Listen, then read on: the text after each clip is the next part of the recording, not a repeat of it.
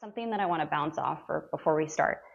I've been thinking a lot about how we doom scroll and how we are receiving a lot of information at once. I think a lot about how before we had social media, we had Google. So we'd ask it questions and we'd do our little research. But before that, we would probably go to libraries or we would communicate a lot more.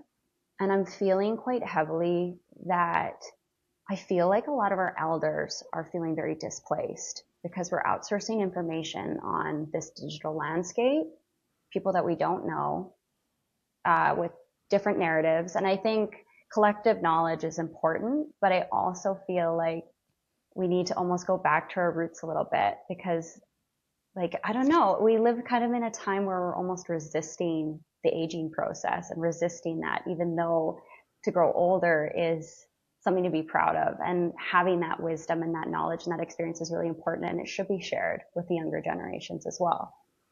Yeah, I agree. I think it's interesting to see how community has evolved since digital transformation has kind of entered the chat. There's so many different, I don't know, new sources of information. And when you're younger, you see older generations and wonder why they feel so disconnected to youth. But then you start to get older and you see how different generations are. And I think more than ever now, there's a really big gap. There's so much information. Everyone lives in this digital ecosystem. And you're right, like gone are the days of, I feel like, real human connection. And when Mm-hmm. we still have generations that's what they're used to. And they're not able to evolve to this digital ecosystem. But similarly, these younger generations also aren't able to go back to that human connection piece. So finding a way to somehow bridge the gap is really challenging. So I think putting out content, hosting real life events, doing things to try to bring people back together is more important. And you always see the pendulum swing, right? Like right now, we're kind of in an extremist time from digital. And I think we're going to continue to see that evolve. But the pendulum will swing. You're starting to see even like Gen Z generations go back to flip phones and digital cameras because they Mm-hmm. like that sense of being disconnected. There's something, trendy or cool about that. And I get it because, I grew up in a time where that existed and there isn't photo evidence of every single thing that I did, every person I talked to, every person I met. It's really interesting to live through it, but Absolutely. digital Yeah. media can be overwhelming for a lot of people. Yeah. But going back to that, like that ability to dream and wonder and have that space to even just contemplate when everything is now a type away or, a voice recording away on AI. Hmm. So I know it's trying to find harmony between both, and technology's evolved so much, but it's a matter of just like knowing, I guess, the appropriate balance with the tools and this digital landscape and how you can have real life, engagement, interactions and relationships.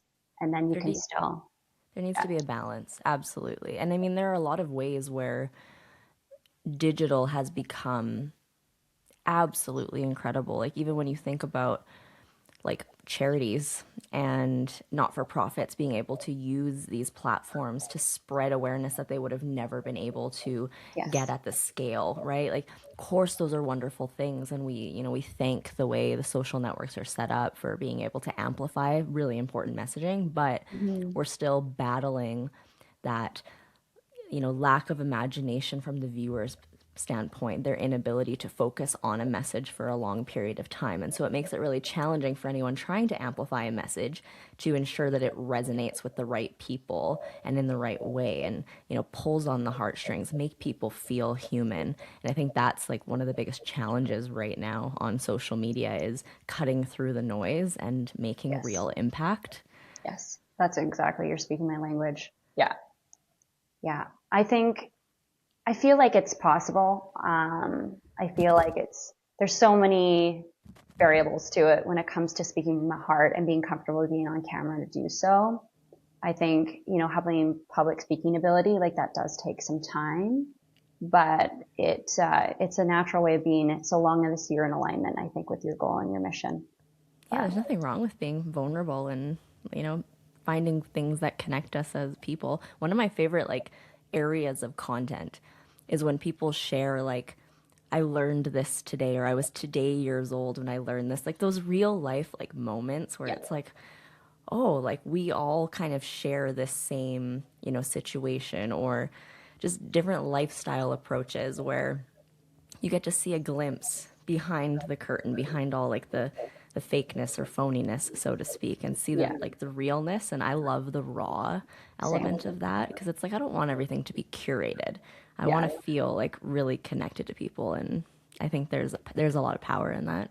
absolutely. Like the storytelling, and it can be messy in part of that in coming into Absolutely, finding yourself. Yeah, life is messy. it is. It is.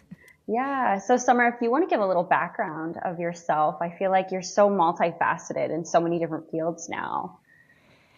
Yeah, giving a background is a tough one for me, but yes. So thank you for having me. I'm come from a marketing background, but very much a community driver. I'm a professor, and I spend my career trying to teach and connect with people to allow them to grow and be better versions of themselves. But long before that, I spent years working for myself or other organizations, working in marketing and doing a lot of different types of projects. I don't even know how I've gotten here in this journey, but a lot of what I do now is trying to find ways to give back. So I like to consider myself a bit of a community driver, working with a lot of different not for profits and charities, finding ways to just make an impact, make a difference. So that's where my passion lives professionally. That's a little less exciting. I work with lots of different brands, lots of different companies to help them amplify their message, find their brand. I've been doing that for about 14, 15 years. And now here I am getting to try to spread joy and just live a life with just even the little bit of impact and legacy exists. That's all that matters to me. I don't need to, change the world in a big, big way, but I'm a big believer that, anybody can change the world in small ways, and that makes all the difference. So, You're, yeah, you're completely speaking my language. Because I always have thought, and it's always these like epiphanies that I've had, and so many different things you've said, like all the different words about like legacy. And um, I think about, you might not be able to change the world, but you can change your world. And that's kind of where it starts, you know? yeah, And I also really admire a lot of this work that you're doing as well. You're very multifaceted. You have so many different hands in different areas and stuff like that. And you're continuing to accumulate like knowledge and experience, especially like in like the media space and like the digital space. And I for think it's sure. so crucial. But then also the fact that you're a professor and you're educating as well and sharing this knowledge, I think it, I appreciate that. I don't even know what to call myself anymore. For years, like it was easy to say, "Oh, I'm a VP of marketing," or I do this now. I don't really know what I am anymore. I just like to consider myself a lifelong learner. I have a lot of hands in a lot of cookie jars. I work on a lot of projects. I have accumulated a lot of skills and professions over the years, but I think it's allowed me to just live and mm-hmm, live with purpose and intention. So it's really hard to pinpoint, what is my true defining thing that's my thing. And I don't know if that truly exists anymore, but quite honestly, I'm very comfortable with that because I get to work on so many things on a regular basis, and I am extremely happy and extremely fortunate. mm-hmm. But I agree though. I've always had the mentality, so many people throughout my life said you need to specialize, but I think even as a creative, it's always exploring different mediums because you're still trying to find your signature, like what makes you you. And it's a constant journey of exploration through that. And so Yeah, to share that through, creative expression or even like, public speaking, I think, yeah, that's wonderful. And it's funny that you share that as well about, as much as you have all these different hands and different passions, pursuits that you have going on, I have been highly thinking a lot about the next TED Talk that I want to do, and it's specifically on, if I can break it down, like a formula of how much you do to kind of, I guess, focus on your life, but, a percentage of, what we can give back in some capacity.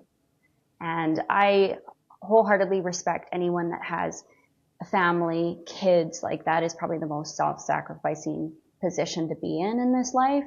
Even now, it's tough. It's tough to juggle work, home life, relationships, and then, taking care of kids.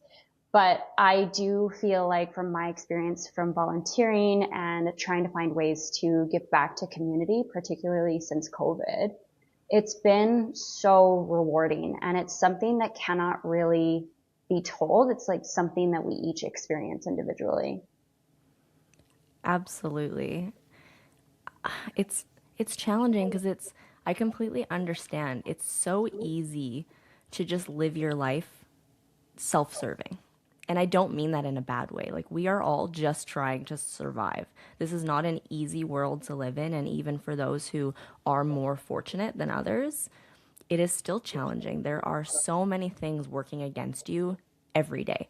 So just being able to go through the motions, try to find things that you enjoy and to live a life that, makes you happy in whatever capacity that means for you, that's challenging enough.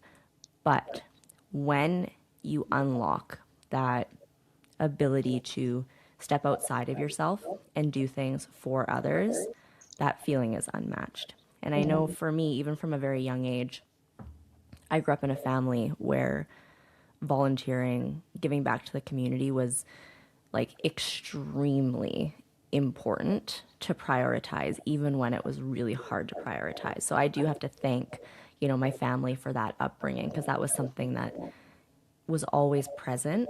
And so I was able to kind of grow off of that and adapt more as I became, a full functioning adult, having to try to suffer through this world.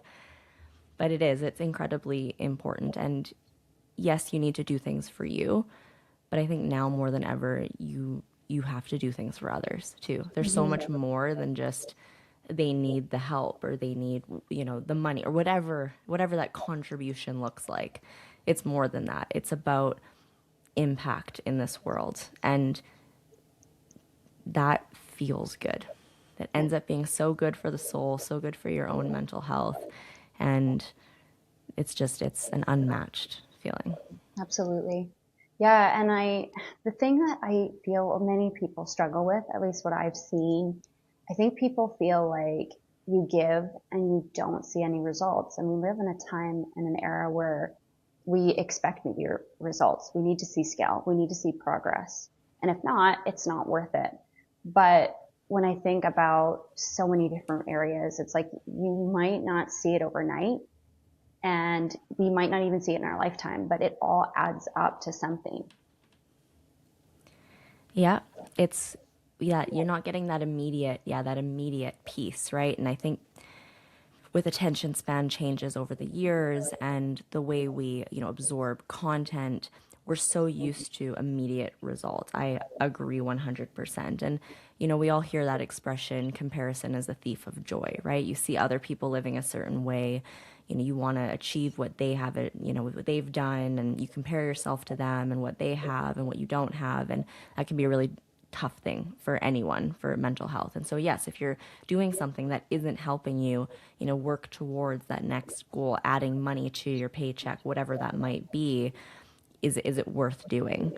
Mm-hmm. And I know lots of people, and I've experienced a lot of people that are constantly at battle with themselves over that concept. They have the want to do more for the community, to try to give back, but they're very ambitious in their own way, and it's really hard to switch that in the brain to say, well, I can take a hot minute here Mm-hmm. to, not work towards this particular goal, when instead you could be changing your mindset to that could be part of your goal, Mm-hmm. is to Yeah. help others. Yeah. You've just hit a light bulb in so many different things. I contemplated a lot when I had come back from volunteering in Ukraine, and I thought to myself, we're all treading water in the ocean, and we need to accumulate skills and resources in order to build a life raft. But how big does your life raft have to be before you can help someone else with theirs? And I've met so many different people, and I respect their stance because they're always working on their life raft. They're very protective of it. And it's the way I kind of see it is I feel like I've acquired this life raft and then I want to help everyone with theirs, but I still have to maintain mine. And so it's trying to find that balance. And I feel like a lot of people that may not think that they have the ability to help them with theirs, it's just their mindset's not necessarily wrong, but how do you find harmony between both? And Yeah. yeah, big or small, I think it's a good point. Like that, put your mask on before helping others put their mask on, right? Like it's you do have to take care of yourself first. But I think a lot of people out there think that they have to have made it to be able to make big impacts, right? You see these celebrities and people who are high net worth giving back to the community. And the only reason they can do that is because they've got oodles of money, right? And I think a mm-hmm. lot of people see that and they're like, well, I'm going to give back one day once I've hit that threshold of success to whatever that caliber looks like, right? Whereas to your point, there's big and small, and you don't have to give up really anything to do good things in the community. Mm-hmm. And again, like I know that's a tough conversation to have with yourself because we all have main character syndrome, right? We're living our lives trying to survive. Certain things matter to us. It's a shift in mindset. Yeah. And I think that you do need to take care of yourself, but sometimes it just stems from finding things that you're passionate about. People haven't found their maybe Mm-hmm. community or the thing that matters, or they just don't know what's out there and how they can help. And when you don't have that experience or that knowledge, it can then maybe feel a bit overwhelming on where to start. And seeing that just small impacts can make a really, really big difference. Absolutely. Yeah. And I think too, there's a study that came out a decade ago and it said that money can buy happiness. And this was I think, I want to say 2015. It was money can buy happiness up to $80,000 a year. And I'm pretty sure that was based in Canada. And so when you think about inflation, it's probably about 140,000 or something like that, give or take. I always think about that concept because I'm okay, how much money do I need to feel like I have a comfortable living? But then at a certain point, you see that there's also a lot of people that are, they've reached fame and they're not happy. And that's what, I'm really just trying to formulate the best way to articulate it because it does get to a certain point where it's yeah, you could have the biggest boat in the world and you could have all these things, but if you have nothing to share it with and, really identifying what that number is and what your legacy truly means because you can't take any of that with you.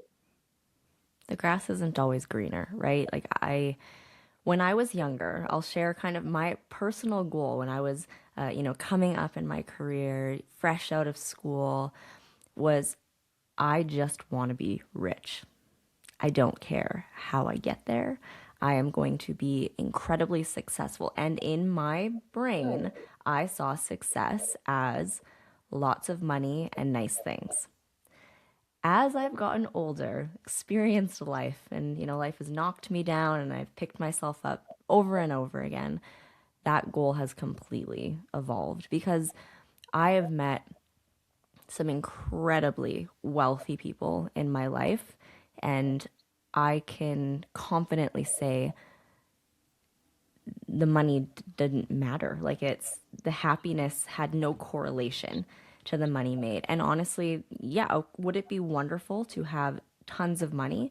I don't think you'd meet anyone that would say no, that would be the worst thing in the world, but it's not the only thing. And as Mm-hmm. you learn and find things in life that matter more to you, that mindset shifts. And I can say for myself that money wouldn't solve all of my own problems. Like a lot Mm-hmm. of stuff is for your own self to figure out, and it's just a completely different mindset as I've gotten older. And honestly, sometimes talking about it, I feel a little embarrassed that I did feel that way one day and that that's what I wanted, that that was what I saw as like that's my goal for life was to just be extremely wealthy. But, what's life without goals, I suppose, and I've Yeah. learned a lot along the way, so Yeah. I think we associate money as abundance. I also think that societally we're kind of sold a lifestyle as if that's what equates to happiness. But absolutely. yeah. And so it really comes down to like personal passion and relationships. And yeah, I mean, you can see it in multiple different ways. Um, what else was I going to add? But I can relate to you a lot. I definitely feel like for myself, I thought that the hustle was what I wanted and just to work extremely hard to see a payoff. But there's a part of the journey that you have to experience in your connections and your quality of life in other facets that are equally as important. And so, yeah, I think maybe it's just part of the human journey and the human experience. Maybe. And you know what? I started to notice, like, as I got older, I started to really feel connected to like other people in my community, in my world that were, I'd consider them more selfless.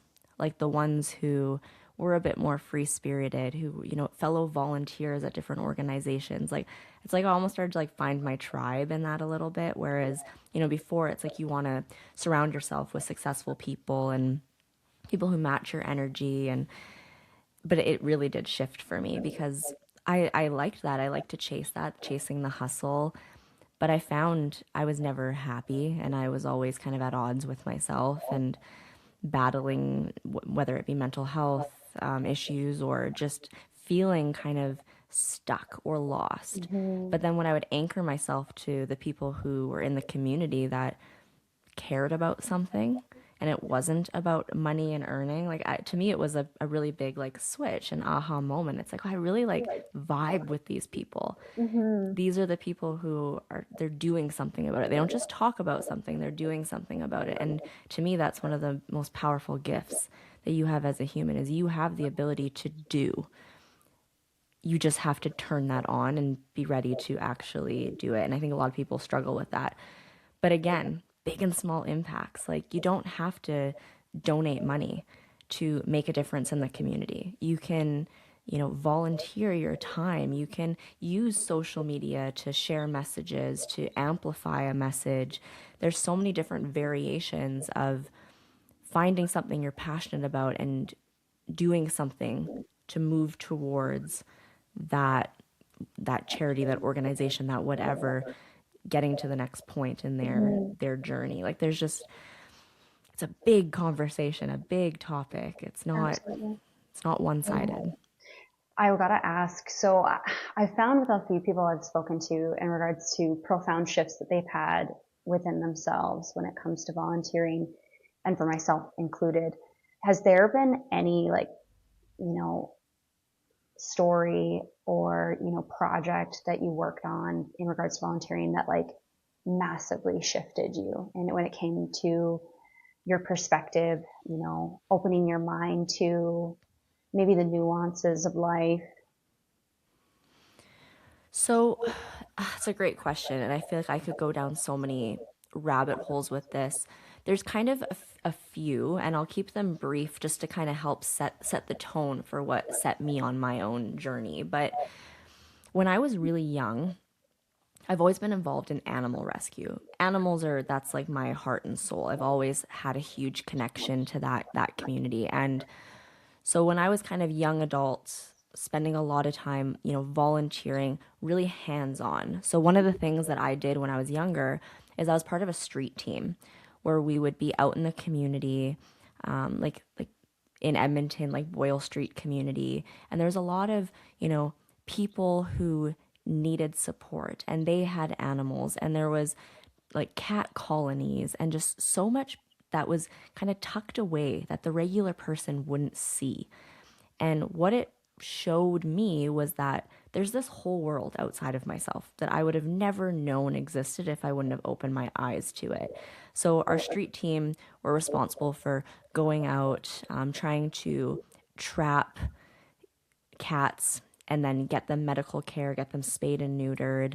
If we could bring them in to the rescue to get them adopted out, great. But if not, we're still trying to make community impact by, spaying and neutering them and giving them food and making sure they were, taken care of. And similarly, people in the community that had pets as well, how can we help with that? So whether it was getting their animals vet care, supporting them with some, food for their pets, things like that. So that was a huge kind of turning point for me because it opened me up as someone who was quite privileged my whole life, seeing something that I'd never really seen before.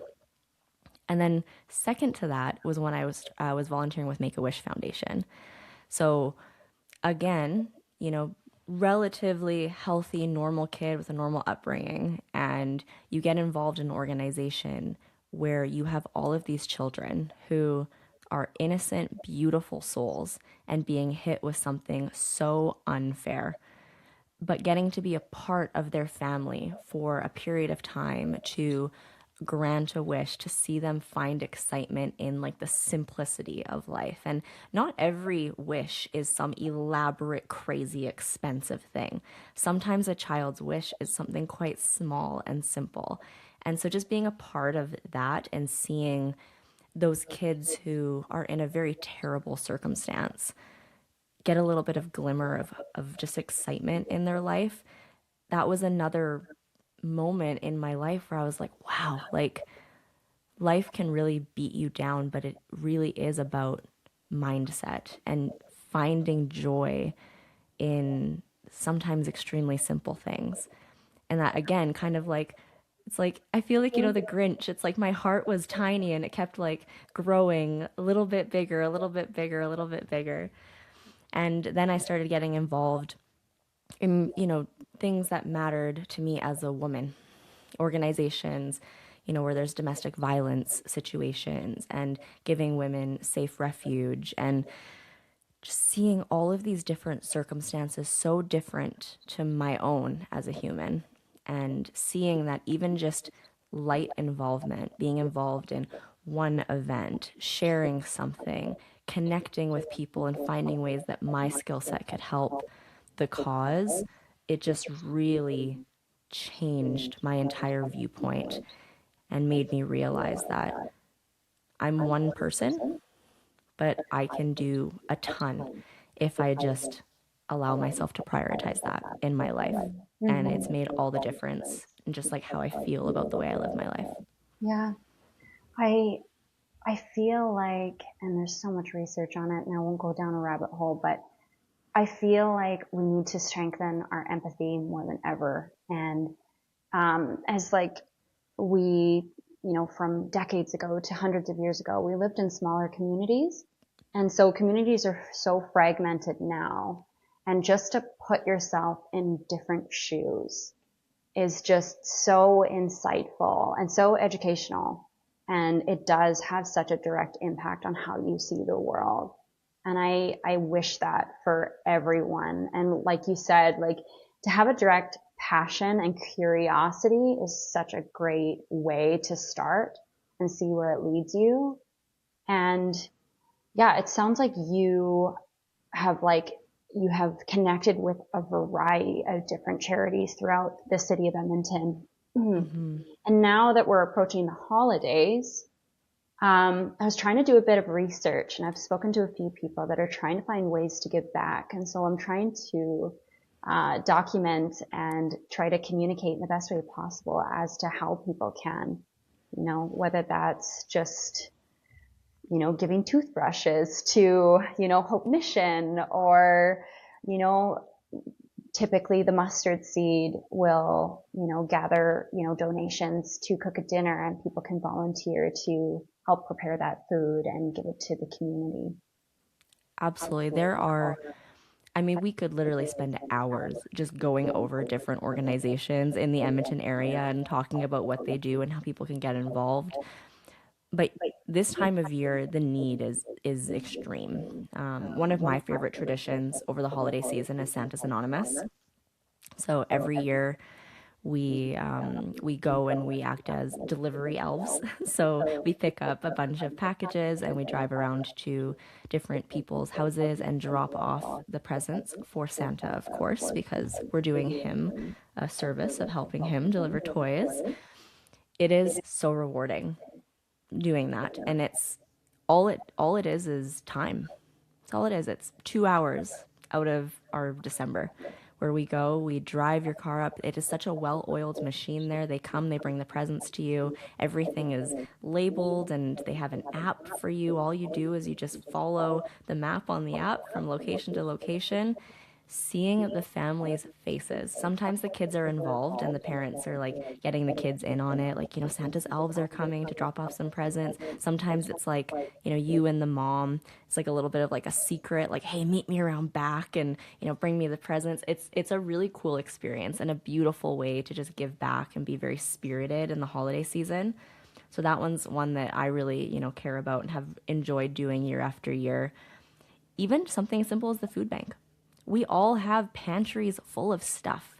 There are so many drop-off locations, be it, your grocery store, different events. Candy Cane Lane has drop-off bins all over. Being able to just drop some high needs items, that's something that, anybody can do. Clean Mm-hmm. out your pantry, right? Those couple things that you've had there for a while that just aren't getting used or that you can easily go and replace or go on a little shopping trip and, buy some things that are, high needs. And for anyone who's looking for a place to volunteer that's really rewarding, the food bank is amazing. Their warehouse where you can sort and shop on behalf of the families who, need that assistance. It is a really rewarding experience and very easy to get involved in. So that's a huge one. To your point, like there's a ton of unhoused communities and organizations that support them that are always needing donations, helpers, there's street team positions, being able to go and, just support those organizations this time of year and, donating things like warm socks, gloves, toques, whatever it might be. We live in a very cold community, and I think I saw something recently. Edmonton is the frostbite capital for the unhoused. So they're dealing with a lot of emergencies when we get our cold snaps here. And there's a lot of ways that the community can, help try to bridge that gap and provide more warmth and, safety to the community members by just donating basic items.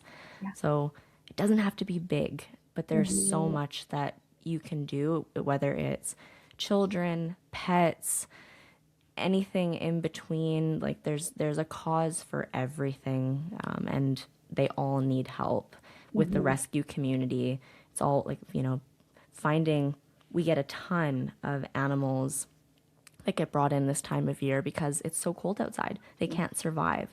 So then we need, supplies and medical care for lots of different issues. And so even just sharing that kind of stuff on social media and amplifying the message can make a huge difference. Yeah, So little things go a long way. absolutely. Yeah, and adding to the point with the homeless population that is struggling to get by. What something that I read and I found very interesting is typically a lot of these people that are in this position just never had a fallback. They didn't have family or friends to support them during a very difficult time, and I think we can all speak to how difficult COVID was, and we're still picking up the pieces from that. So to Hmm. just know that there's people in compromising positions with how cold it is, you know, right now it's minus 25 degrees outside, and I guarantee there is plenty of people within our city that have been dreading for it to get this cold and Absolutely. now have to find. Unbearable. Hmm. I was downtown recently, and there was a community of unhoused people that we were talking to as we were walking by, and they were just so kind. And what I like to remind myself of, because as humans, even the best of us sometimes have thoughts that aren't kind. right? And I've found myself in that situation where, I maybe do someone a bit of a disservice judging them, and I shouldn't. But I like to remind myself that many of us are just a few failed paychecks away from that. And Absolutely. that it doesn't mean that they are bad people. That circumstance is a lot closer than people think. And so being able to put yourself in their shoes and know, I mean, think of your youth when you're not making a lot of money and you are living paycheck to paycheck. If all of a sudden you lost your income, you don't have supports, you don't have family to lean on, the Hmm. banks aren't going to give you any money, and you're at a loss. It's really not that far of a stretch for many. So really try to think about that, especially when you see those in need. That little bit of kindness can go a really long way. And what I will say about the city of Edmonton, there are a lot of really incredible organizations that do a lot of work in the community. And it's a beautiful thing because not every city has that. I feel like the city of Edmonton does have a lot of really empowering and wonderful organizations that give back to that community. And so, you know, do your research to, find out who those organizations are. And if that's, a cause that means something to you, very easy to, find small ways of impact to get involved that might not even be financial in nature. Yeah. Yeah, I wanted to add, and I don't necessarily encourage it. I mean, to each their own. But typically every Christmas, my mom and I will gather socks, knits, and we'll just hand them out with people that are just sitting at bus stops and you know hanging out in like little circles outside of buildings and stuff that clearly could use a little extra support. And it was really sweet. My mom was driving because I would just hop out and hand them. And, it's a quick interaction, right? I think when it comes to at times we can have maybe opinions and stuff, it's trying to find the line of like safety. But more often than not, these people like genuinely just need to be treated like people. And I found that when I turned around and I was jumping in the vehicle, my mom kept saying that every single time people would put their hand right over their heart. And like that, to me, still stays with me a lot on how much it impacted someone. It was more than just the item. Yeah. You're Well, treating them like human beings. I think that's a really good point to lean on. So I agree with you. Like, you do have to think about safety and all that stuff as well. What I will say is, when it comes to monetary donations, the organizations are wonderful because a lot of times they have matching programs and they have ways to really stretch those dollars, and that can make a really big impact. But being a kind human is very easy. And so, whether it's to your point, collecting those warm items and handing those out to those people who you see in need, or just being nice. I talked to a gentleman once who I was stopped at Tim Hortons and had purchased him a coffee and a snack. And I chatted with him for a few minutes. And what he said to me was the amount of people that like avert eye contact, they Yes. won't look at him, would not have a conversation. He would say hello to people and people would just ignore him. And now I was raised that that's not the kindness that you show people. That's not nice. Like, it takes nothing to just be nice. And so, sure, sometimes we've been in awkward situations where maybe you do interact with someone and then it maybe goes steps further than what you were intending. But for the most part, that's not the case. Just having a conversation, being kind. We're all humans. We can be nice to each other regardless of the circumstance. Absolutely. And so I think that there's something really powerful, even in this time of year. Just be kind to one another, right? Yeah. It's so easy. It is. You took the words right out of my mouth because a big part of how I'm formulating this TED Talk in my head, it's something as small as putting your phone down and making eye contact and smiling because it does give people something. I even have been working quite a bit with a mentor that focuses on somatics, and she was saying the healing benefits of eye contact, how it regulates your nervous system. And it's so funny how we resist it as people now, more often than not, like as if, I don't know, like power is finite and you are giving a part of yourself, but it really is, it lights a light in me when I do those things. I don't know why. It adds a skip into my step, knowing that I made someone's day just slightly brighter.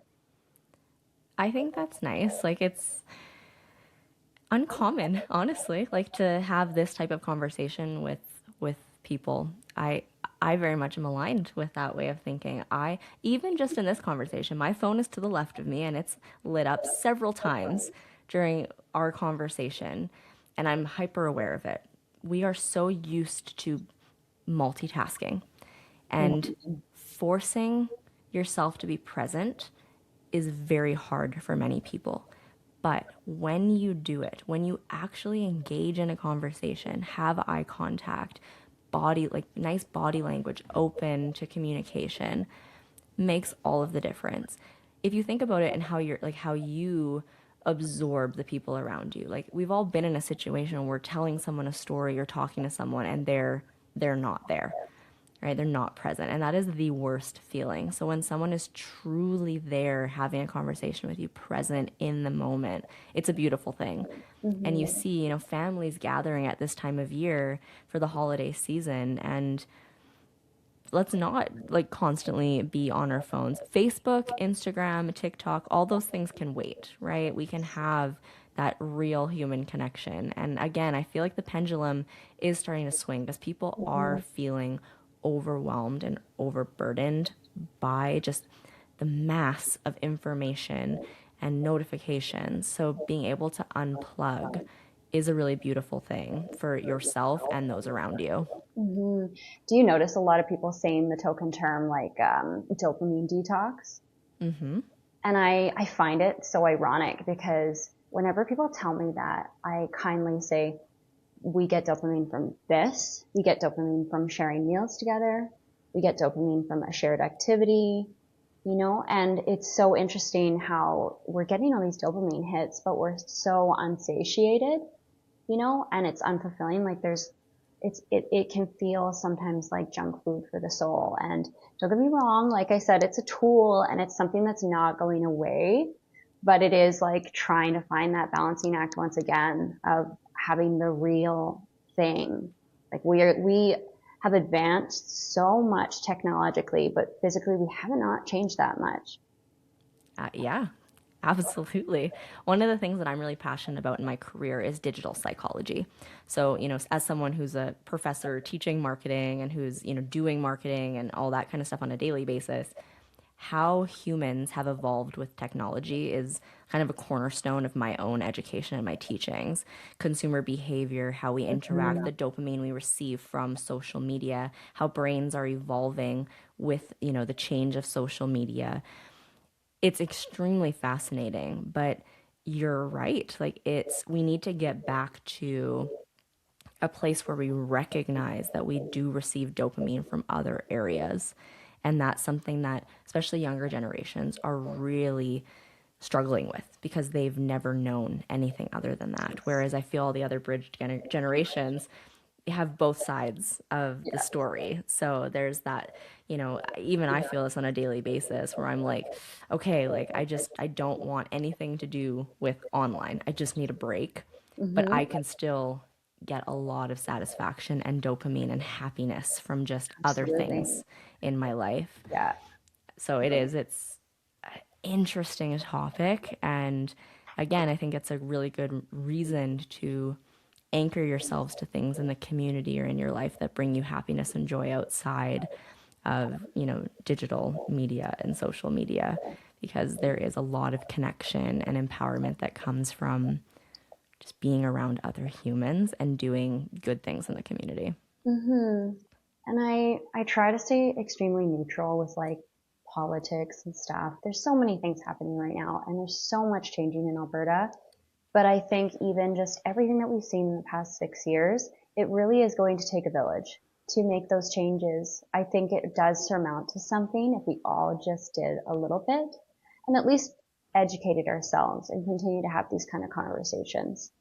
Yeah. You know, if we can all set goals for ourselves too, right? Like we're, you know, a very goal focused world where, you know, we have to have goals, we have to have something we work towards, we have to build habits and keep ourselves alive somehow, right? But I think if we could, set a goal for ourselves, whatever works for you, whether it's once a week, once a day, just doing something that is kind of beyond you, right? Do something kind. Like it almost, when I say it out loud, I know it sounds kind of froofy, right? Because it's like, oh, another person saying like, it doesn't cost anything to be kind, but you really have to let yourself believe it and prioritize it because it Mm-hmm. really is easy. If once a day is not within reach, once a week, once a month, just something where your entire goal is just to do a kindness for someone else, organization that you love, someone in the community, just showing like uninterrupted kindness to another human being in whatever circumstance, just pick that one thing and work towards that. And as you do it more and more, maybe you increase the frequency. It doesn't Mm-hmm. have to be this big, unattainable thing. Just small steps can make such a big impact. And I think people would be surprised at how much joy they feel from forcing that into their life and then making it habitual. Yeah, absolutely. Creating that mentality and going into the Yeah. new year with that. Yeah, yeah, absolutely. I always think too, like I'm reaching a point where I have to make the crucial decision as to whether I want to start a family or not. And don't get me wrong, like my dog is like the closest thing to it and it brings me so much joy. But I do think to myself that if I, in the scenario, do not have the ability to start a family, I do think much of my work will be surrounded around giving back because there's only so much to give from myself. You build yourself a comfortable, career and ability to, do your self care. But then you have all of this extra time and I can't see myself any other way than finding opportunities to just give back and encourage others to do the same. But Yep. There's this girl. She's in America, but she's a hilarious younger single girl, and she has this whole kind of presence about her where she's like, I could sit and binge watch Netflix for the next 6 hours, or I can go to my local shelter and walk shelter dogs. And she's always kind of doing these cute community things, but she's trying to amplify the message, using social media. But I really like her spirit and her vibe because she has such a playful energy to her. Like it's like, yeah, there's so many things I could spend my time doing that are mm-hmm. either self-serving, and I'm still going to do that. Don't get me wrong, I love to binge watch a good Netflix Oh, show for sure. and, enjoy life for just myself. But yeah, you can take those moments to give back. And to your point, yeah, if having a family isn't something that is in someone's long-term plans, you're going to build a life for yourself. But I think kind of that ultimate beautiful thing about the human experience is when you're able to impact somebody else or another community. And so if that ends up being a goal to give back, I think that truly is a beautiful thing. Mm-hmm. And, I commend anyone for bringing that into their mindset. Not that, I would never judge somebody, especially in certain circumstances. I know it can be really difficult, but like I said, just little bits can go such a long way. Mm-hmm. Yeah, absolutely. I recall the last time we spoke in depth, you were expressing about kind of the repercussions of COVID, kind of what had happened, just in general, is a lot of people ended up, buying animals, adopting pets. And unfortunately, when everything went back to normal and people's routine ramped up, there was a overload in a lot of the shelters for animals. And I'm very curious if you have any knowledge of kind of where things are currently right now and if there's any opportunities for people to consider, adopting. Oh, thank you for giving me the ability to talk about this. This is my favorite subject matter. I will, say rescues as a whole are at a critical point right now, not in a good way. There has been at an all-time low of adoptions, all-time low of foster applications. We have horrible situations among us that I will not go into detail on. But there is still such an easy ability to get involved in that. I always encourage people, if you are looking to add to your family, a pet is a wonderful thing. I have way more than I care to share the number of here, but they do bring a lot of joy. And adoptions, it's a super, easy way. Bring an animal into your family, and the rescues really need that. But I know that that's not attainable for everybody. So fostering is an amazing thing too. And do you know what the great thing about fostering? It doesn't cost you anything. You get to just love an animal and until they get to their forever home. But it's been incredibly tough. We have not recuperated since COVID. After COVID, there were a lot of returns, people who think that because they work a 9 or 10 hour day that they can't have a pet. That's not the case, because if you think about it, what's the difference in that versus, an animal spending 23 and a half hours in a cage, or maybe not even getting the chance to live at all? I think that animal would choose spending, the evening or any time with a family instead. So I wish that there wasn't such a extremist mindset around it. I think we can all make impacts. But again, even small ways can support. Sharing content of local rescues on social media, donating money if you can. I did a big post after Black Friday is Giving Tuesday. And Giving Tuesday is an amazing thing for so many charities because it forces us to take a moment, step away from our consumerism around the holiday season, and donate a little bit of money to a charity that matters to us. And another incredible thing around the holiday season is, sponsoring animals, making a donation to a local charity, a local rescue in lieu of a gift. That can be a huge way to impact, the world as well. So I will always advocate for fostering, rescuing, supporting, animals in need. But if it's within reach, I really do encourage people to foster. It's the most rewarding experience. Mm-hmm. Yeah, I foster failed with my pup, and Love it. yeah, yeah, and We call it foster winning. yeah, yeah. Foster winning because I it's agree. it's I a nice agree. win. Yeah. Yeah. Oh, it was a win. It was just a no. And it's so interesting too, and I wholeheartedly agree. It's adapting with your lifestyle, and it's crazy how quickly they become family, and they do enrich your life in so many ways. And like we were saying, how it's just like connecting to the community, connecting with people, making eye contact. You get that same level of connection with animals as well. Like they look deep into your eyes and they have nothing but love and compassion for you. And it's so good for what we're seeing now with a lot of people that have even anxiety and maybe some Absolutely. depression. Like it's very bonding. So, It is. They're the ultimate example of unconditional love. And for myself, I can't have children. So for me, I've dedicated my world to my animals. And, it's why I'm able to have quite a few of them because, yeah, I can't have children. We can't have a family in that respect, the traditional way. So, we've dedicated our life to trying to, help and give back to that rescue community and, bring animals into our home and make them our babies. that's And beautiful. I have no regrets about that. I've definitely enjoyed that part of my life quite a bit. Mm-hmm.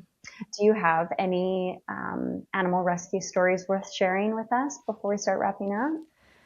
Oh, animal rescue stories. Well, do you know what? There's even just my own animals. They all have quite like wild backgrounds. We specialize a lot in like behavioral animals or animals that no one else wants.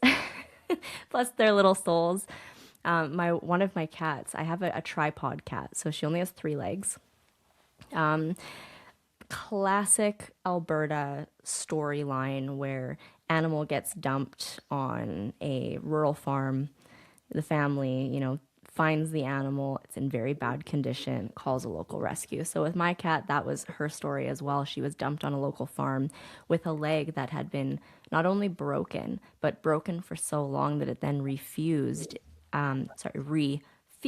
into a really unfortunate position. So she was rushed into the rescue system where we got her leg amputated, but post amputation surgery, she had phantom limb syndrome. So they fall into a very deep depression because they have now lost a part of themselves, which is something people don't realize happens with tripod animals. So she was on, slews of medications and, different things to try to get her to just become a happy animal. And, it's now been about five years, I think. She's an absolute love bug. So, she's what she's probably seen in her life is insane, and I can only imagine. And actually, just recently, we brought in another cat that was hit by a car, and her jaw was completely dislocated, and she had to get it wired. So she's currently here being nursed back to health. She has to be, fed a certain way, and she has about a 8 month recovery minimum to kind of get her jaw fused into place and working again.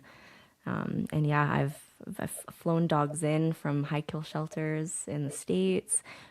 Seen animals come from high breeding situations where my one dog was just bred and bred and bred until they just decided they didn't want her anymore. They weren't going to sell any more puppies, and so she came in and hadn't been treated the best. So just so many animals that we see, whether it's abuse situations, abandonment situations, just coming from tough situations, they Hmm. all pull at my heartstrings. I I have such a know. soft spot.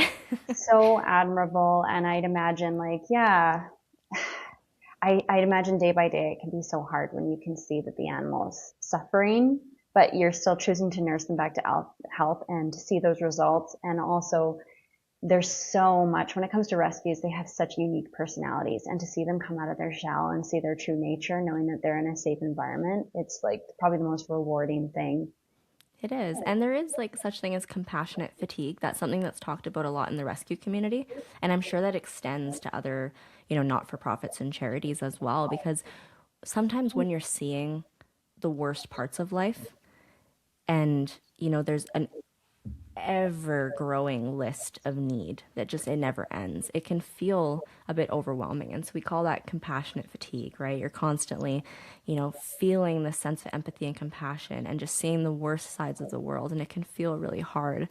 But you do have to constantly remind yourself that it is for the better. You're making a difference even on the hard days. And so I always, try to remind people that you are going to have tough days when you're Mm-hmm. doing something that matters.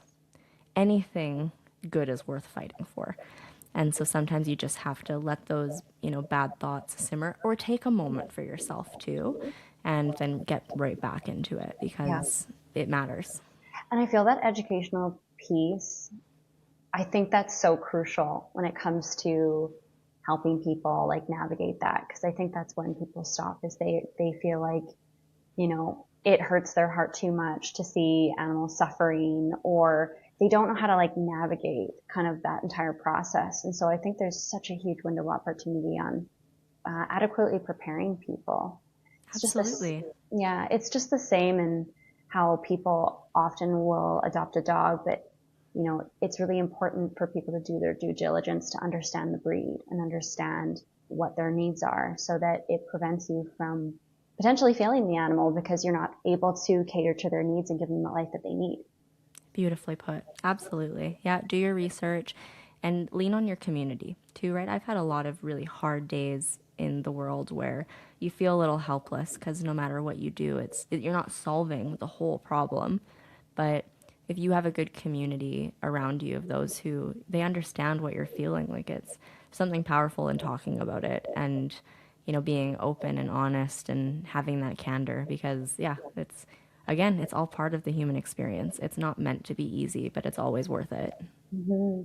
Is there any way that our audience maybe can follow a little bit more of the volunteer work that you're doing? Is there anything that you share on publicly? Yeah, so I'd say I post most frequently on Instagram at Summer Salad. That's my kind of my big persona online. Occasionally, I will do some shows, speaking series, things like that. But I will post those on social media when I do have those coming up. But I try to use my platform to talk about some of the local charities in Edmonton, ways to get involved when they have fundraisers or things going on. I try to do my best to share that as much as possible to just bridge that gap so others aren't feeling like they need to do all of the research themselves. Yeah, absolutely. Because I mean, if you were to search it on AI, it's like there is some information, but it is really great to hear it firsthand from people that kind of know currently what's happening and get a little bit more detail because it does change. It does, based on what like the need is and the time of year and the people that you're working with. It's, it's nice to get more of, I guess, up to date version Yeah. of that. Absolutely. Yeah. Yeah. So definitely connect. Feel free to connect, reach out if ever you want to go on the journey of being involved in the community, but you don't know where to start. Like, I absolutely extend an open invite to anyone who ever wants to just chat and, find their path. Reach out. I'd love to, talk to more people and help them find something that they could be passionate about. Hmm. Yeah. Awesome. Well, I really appreciate your time, especially considering it's so close to the holidays. And yeah, it's definitely cold out and there's definitely a lot of people that, and different groups of, what have you, different communities and stuff like that that need, support and hopefully can feel the Christmas spirit. Absolutely. Yeah. Remember to be nice. Santa's watching, right? Yeah, exactly. Thank you so much, Summer. Thank you.